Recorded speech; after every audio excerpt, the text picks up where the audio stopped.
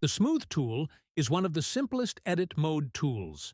It is used to adjust the position of selected vertices to create a rounding or curved effect at the sharp edges of a mesh.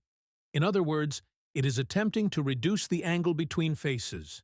To demonstrate, we'll start with a cube and subdivide it 10 times. After entering Edit mode and choosing the Smooth tool, a pin gizmo will appear. Starting a left mouse button drag over the pin head and moving to the right controls the smoothing process. Note that the effect is quite slight. Dragging to the left has the reverse effect, increasing the angle between edges. The tool has its own last op panel with several fields. Smoothing has the same effect as dragging the mouse, increasing the smoothing for positive values and reducing smoothing when a negative value is entered. The range available here when adjusting the value by dragging depends on what the starting value is. That starting value will be affected by any previous dragging on the pin gizmo.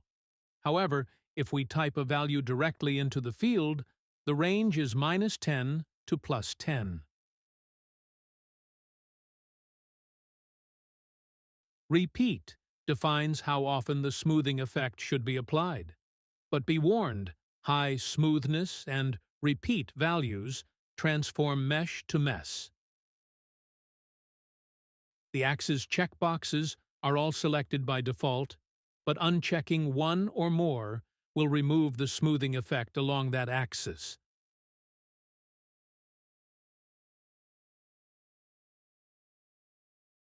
Only the repeat field is duplicated in the top left of the viewport. As usual, a change here affects future smooth operations, and not the current one.